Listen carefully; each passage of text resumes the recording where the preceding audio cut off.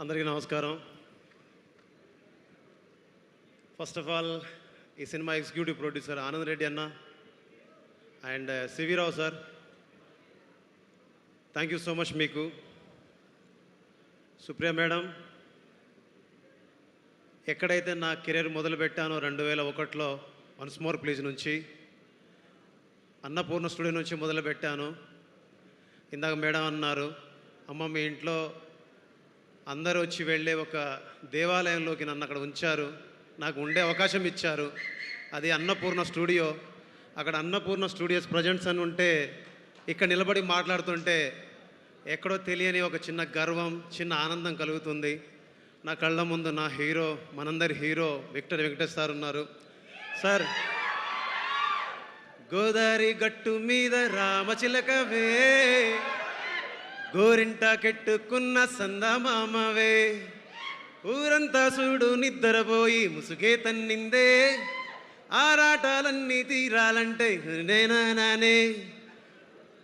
అలాంటి పాట చేసిన తర్వాత మళ్ళీ చిరుసారితోటి శంకర వరప్రసాద్ లాంటి సినిమా చేయగలిగాను, ఒక మ్యాడ్ లాంటి యూత్ఫుల్ సినిమాస్ చేయగలిగాను.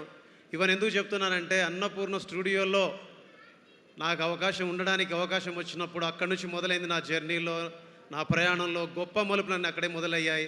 ఒక బలగం కావచ్చు, ఒక మ్యాడ్ కావచ్చు, ఒక టిల్లు స్క్వేర్ కావచ్చు, ఒక శంకర వరప్రసాద్ కావచ్చు, ఒక మన వెంకటేష్ సార్ తోటి సంక్రాంతికి వస్తున్నాం కావచ్చు. దీని తర్వాత ఒక జంజీ టీంకి నేను దూరం అయిపోయానేమో అనుకునేవాడిని, ఒక జంజీ టీంకి నేను దగ్గర అవ్వాలని ఏం చేయాలనుకునేవాడిని. ఆ టైంలో సరిగ్గా 2.5 సంవత్సరాల క్రితం శేష్ సార్ ఒక మాట అన్నారు, ఒకరోజు కలిసారు కలుద్దామని. అప్పుడు గాలోడు సినిమాలో పాట విన్నారట.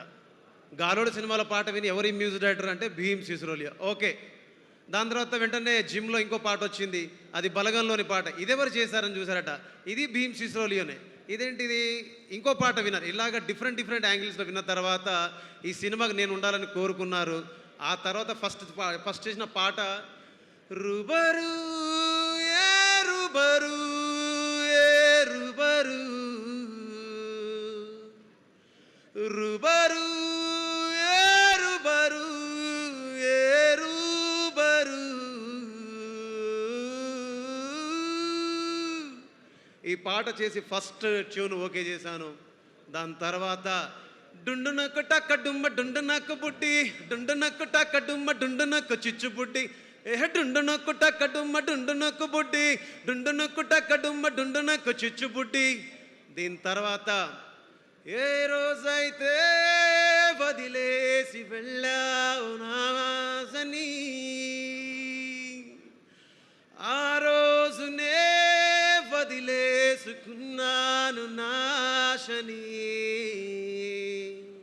ఇలాంటి మెలడీస్ భీమ్స్ చేస్తాడా అని చాలామందికి సందేహాలు ఉన్నప్పుడు, చాలామంది అనుమానాలని నివృత్తి చేసి చాలామంది ముందు నన్ను ఒక జంజీ టీం ముందు నన్ను ఒక సగర్వంగా నిలిపినందుకు శేష్ సార్కి, నా డైరెక్టర్ షనిల్ డియో సార్కి, మా నిర్మాత సుప్రియ మేడంకి thank you so much.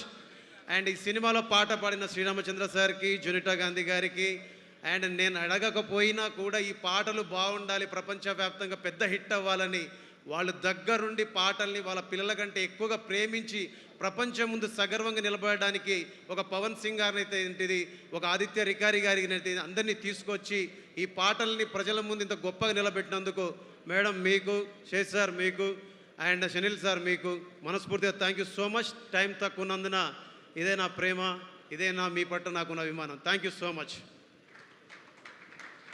Thank you Bheems garu, thank you so much. Yes, and ఆయన వస్తారు హిట్